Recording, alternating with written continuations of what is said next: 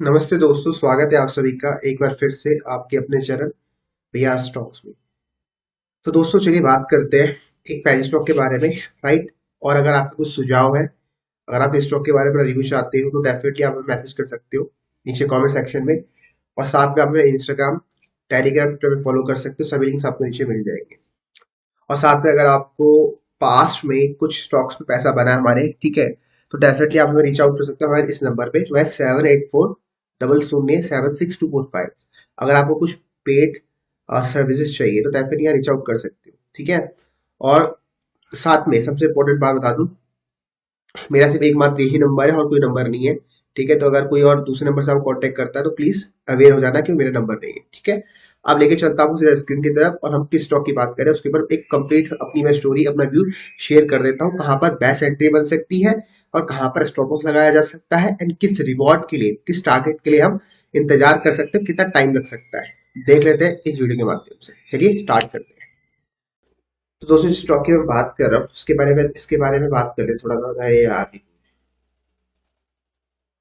तो दोस्तों जिस स्टॉक की मैं बात कर रहा हूँ, थोड़ा बात करते हैं स्टॉक के बारे में। मार्केट कैप 210 सीआर का है। अभी स्टॉक का प्राइस 2 रुपए के भाव में ट्रेड कर रहा है। ऑल टाइम लो 1 रुपए 85 पैसे। तो स्टॉक अभी आपको ऑल टाइम लो के आसपास ट्रेड करने में मिल जाएगा। इसका मतलब स्टॉक में जो रिस्क वो रेशियो है बहुत फेवरेबल है। लॉस बहुत नॉमिनल होगा एंड रिवॉर्ड बहुत अच्छा हो सकता है स्टॉक में, ठीक है। आरओसी आपका देखो 2% के आसपास। इसका मतलब कंपनी कुछ ना कुछ प्रॉफिटेबल बिजनेस में कुछ ना कुछ प्रॉफिट निकाल रही है। कंपनी का डिविडेंड ना के बराबर है। और सबसे बड़ा फैक्टर स्टॉक का, जो मैं आपको बहुत पहले भी बोल चुका हूँ, अगर आपको याद होगा, टाटा इन्वेस्टमेंट का शेयर था 1200 के भाव में, आपको बताया था उसकी बुक वैल्यू उस समय कितने रुपए की थी, 4500 की बुक वैल्यू थी। और आज स्टॉक का प्राइस ऑलमोस्ट 1.5 साल के बाद 6000 के आसपास ट्रेड कर रहा है। तो ये है पावर ऑफ बुक वैल्यू। तो कहने का मतलब ये है कि जो बुक वैल्यू अगर हाई रहती है स्टॉक की, पैनी स्टॉक की खासकर, तो वहां तक स्टॉक रिटेस्ट करने जा सकता है। मतलब यहाँ के टारगेट में दिख सकते हैं 101%। तो ये हमारे सबसे फर्स्ट टारगेट रहेंगे। लेकिन आप लोग क्या करना, अगर आपको 100%, 1x या 2x का रिटर्न आए तो बुक कर लो। यहाँ के टारगेट थोड़ा टाइम लग सकता है, यहाँ के टारगेट आने में टाइम लग सकता है। प्लेज होल्डिंग प्रमोटर्स की ना के बराबर है। तो ये 4-5 पॉइंट बहुत तगड़े हैं जो आपको अभी स्क्रीन में दिख रहे हैं। नंबर 1, 5270 के लो के आसपास ट्रेड कर रहा है। नंबर 2, बुक वैल्यू बहुत बेहतरीन है। रिटर्न ऑन कैपिटल एम्प्लॉयड बहुत बेहतरीन है। प्लेज होल्डिंग प्रमोटर्स की ना के बराबर है। तो ये सब चार फैक्टर्स जो है अपने आप में मुझे यही कह रहे हैं, Vivek this is the best penny stock to buy now for the long term. और आप बोल सकते हो यही एक लेटेस्ट पेनी स्टॉक है जिसको आपको अपने ऑब्जर्वेशन में रखना चाहिए। अब आगे बढ़ते हैं। तो ये कंपनी के मैंने ईयरली प्रॉफिट्स खोल रखे हैं और आपके लिए देख सकते हो कंपनी का प्रॉफिट है मार्च और 21 में एक अच्छी खासी हमें सेल्स देखने को मिलती है 129 सीआर की। और प्रॉफिट कंपनी का 20 सीआर का था उस समय। और अभी 2022 में 17 सीआर का प्रॉफिट था और अभी कंपनी को 23 में लॉस हुआ है एंड अभी दोबारा कंपनी को लॉस चल रहा है। अब ध्यान सुनना, एक फैक्टर है, ठीक है, कंपनी के प्रॉफिट में फैक्टर हमेशा देखा जाता है।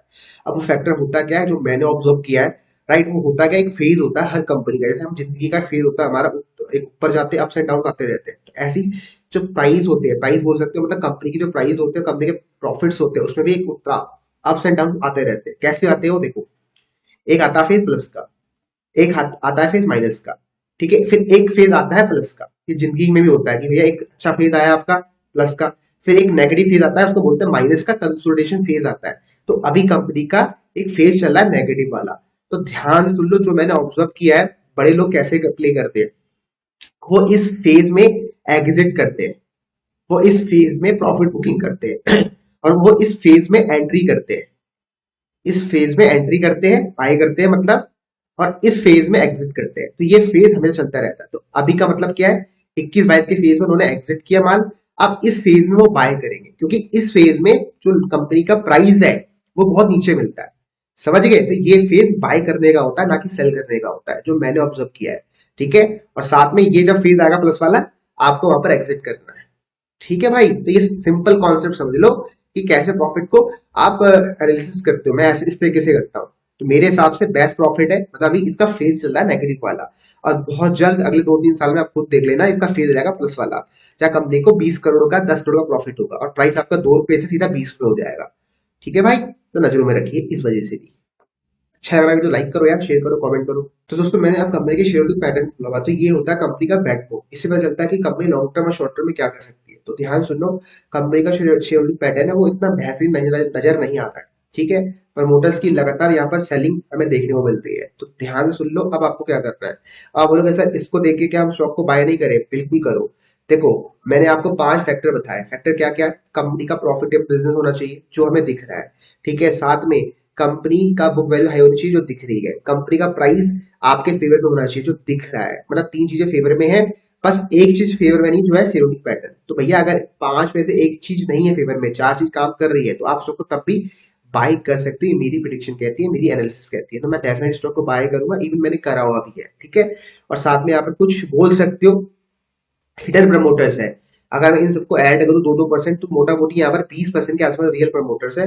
बाकी 80% पैसा रिटेल का लगा हुआ है। लेकिन कोई दिक्कत नहीं है, ये स्विच होने में टाइम नहीं लगता है। क्या पता अगले 4-5 क्वार्टर में या 2-3 क्वार्टर में ये जो होल्डिंग है आपको 30% 40% देखने को मिल सकती है। ऐसा हुआ है पहले स्टॉक में, तभी मैं बोल रहा हूँ, हवा में नहीं बोल रहा। तो आपको ध्यान क्या रखना है, आपको सिर्फ 2 बातों का ध्यान रखना है। जब भी अगर आपको ऐसा लगे कि दिक्कत है पेनी स्टॉक में, तो आपको फुल्ली इन्वेस्टमेंट नहीं करनी है। आपको कैसे इन्वेस्टमेंट करनी है उसका तरीका है। तरीका क्या कहता है, आपको रिस्क मैनेजमेंट फॉलो करना है। वो क्या होता है भाई?